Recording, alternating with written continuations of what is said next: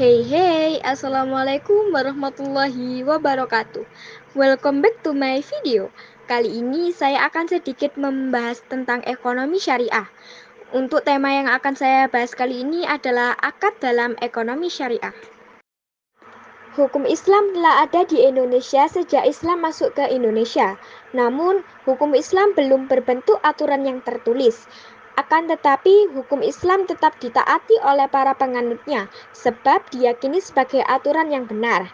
Konsep dari sistem ekonomi Islam jelas beraneka macam dan salah satunya dalam mencakup fikih, dan selain daripada itu dapat diketahui pula bahwa laju perkembangan fikih di Indonesia selain dipengaruhi oleh faktor budaya yang dimaknai oleh pendakwah yang berperan penting dalam perkembangan fikih. Sumber hukum ekonomi syariah berdasarkan pada Al-Quran dan hadis. Sedangkan sumber hukum ekonomi syariah di Indonesia yang merupakan sumber material dikodifikasikan menjadi kompilasi hukum ekonomi syariah yang membuat 4 buku, khususnya buku tentang subjek hukum dan amwal, buku kedua tentang akad, buku ketiga tentang zakat dan hibah, dan buku keempat akuntansi syariah. Undang-Undang Nomor 21 Tahun 2008 tentang Perbankan Syariah dan penyelesaian sengketa ekonomi syariah diatur dalam Perma Nomor 14 Tahun 2016 tentang tata cara penyelesaian perkara ekonomi syariah. Praktik ekonomi Islam atau ekonomi syariah di Indonesia sudah menunjukkan perkembangan serta kemajuannya. Dimulai sejak beberapa tahun terakhir, ekonomi syariah telah menjadi pusat perhatian dari berbagai kelompok atau kalangan dengan dibuktikan semakin marak dan banyaknya institusi, lembaga, atau organisasi yang melaksanakan sistem ekonomi Islam, baik dari lembaga keuangan seperti perbankan, Baitul Mal wa Tamwil, koperasi pasar modal, jasa asuransi, reksadana, dan pegadaian yang bersertifikasi prinsip syariah. Perbankan syariah merupakan perbankan yang harus berdasar pada nilai syariah, sehingga semua transaksi harus ada sandarannya dalam fikih, yaitu fikih muamalah. Tujuannya adalah untuk memenuhi tuntutan skema transaksi yang diperlukan dalam sebuah transaksi yang bersifat derivatif, turunan meskipun dalam nomenklaturnya masih mengikutkan induknya. Pemetaan kodifikasi transaksi atau dikenal dengan sebutan akad dalam muamalah sudah ada dalam literatur fikih muamalah yang tertata dengan lengkap. Akad merupakan sesuatu yang mengatur sebuah transaksi di mana ia akan melahirkan akibat hukum sehingga keabsahan akad tersebut akan menentukan keabsahan sebuah transaksi. Dari paparan latar belakang ini, maka pembahasan permasalahan dalam video kali ini dapat dirumuskan sebagai berikut. 1.1. Bagaimana pengertian akad dalam ekonomi syariah? 1.2. Bagaimana syarat dan rukun dalam akad ekonomi syariah? 1.3. Bagaimana macam-macam akad dalam ekonomi syariah? Untuk bahasan yang pertama, yaitu tentang pengertian akad. Akad berasal dari bahasa Arab, yaitu aqda yaqidu aqdanan, dan jamaknya al-uqud, yang bermakna Arab, ikatan, asyadat, pengencangan, at-taqwih, penguatan, yang mempunyai makna hubungkan atau mengkaitkan tali satu dengan yang lain, mengencangkan dan menguatkan ikatannya. Aturan tentang akad menggambarkan betapa pentingnya posisi akad dalam transaksi muamalah karena akad memberikan konsekuensi dan akibat hukum.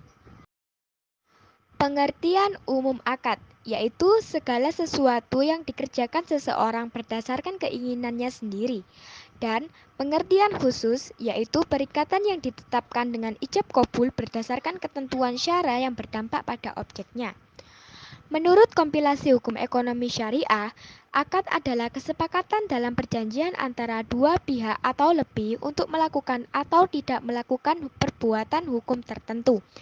Dengan demikian, dalam suatu akad adanya kesepakatan antara para pihak yang melakukan suatu akad dan adanya kebebasan untuk melakukan atau tidak melakukan suatu akad tanpa adanya paksaan dari pihak lain.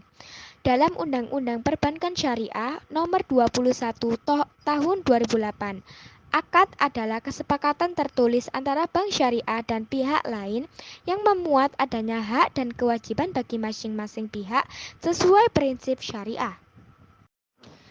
Pembahasan akad dalam kitab-kitab fikih terhadap akad muamalah. Ada beberapa akad yang dibahas, yaitu albal jual beli, rahan gadai, kafalah wadaman jaminan dan tanggungan, hiwalah pemindahan hutang, tafjiz jatuh bangkit, al-hajiru batasan bertindak, asyirkah persekutuan, al-mudarobah perseroan harta, al-musyakoh al-muhabaroh sewa menyewa tanah, al-ujrah upah, al-syuf'ah gugatan, al-ji'alah sayembara, al-qismah pembagian kekayaan, hibah pemberian, salam pesanan, ijaroh sewa menyewa. Untuk bahasan yang kedua yaitu tentang syarat dan rukun akad. Menurut Zuhaili, mengungkapkan pendapat Hanafi bahwa syarat yang ada dalam akad dapat dikategorikan menjadi syarat syah, rusak, dan syarat yang batal. Syarat akad dan syarat pembentukan akad.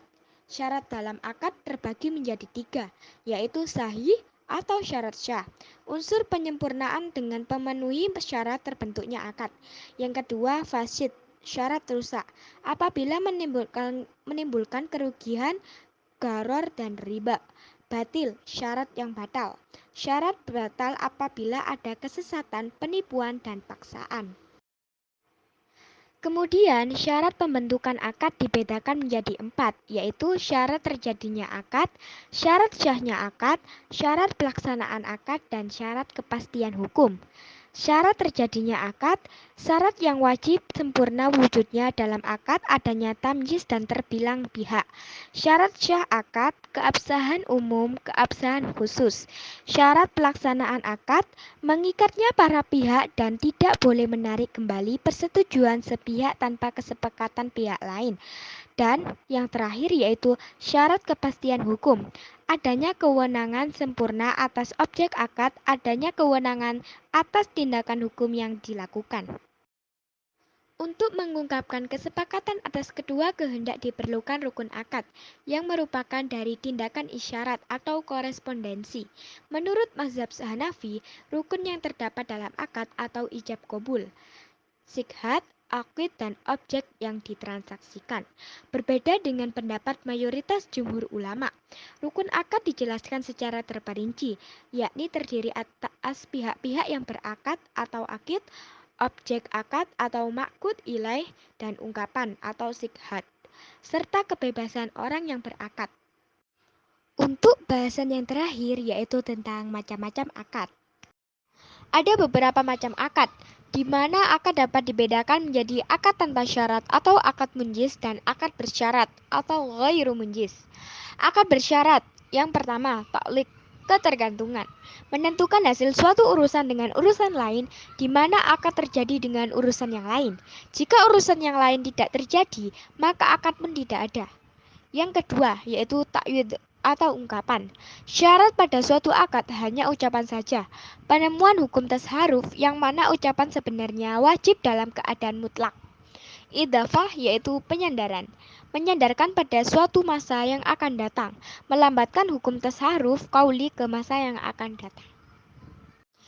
Cukup sekian pembahasan tentang materi ekonomi syariah khususnya di Indonesia. Semoga menambah pengetahuan teman-teman sekalian. See you for next my video. Wassalamualaikum warahmatullahi wabarakatuh.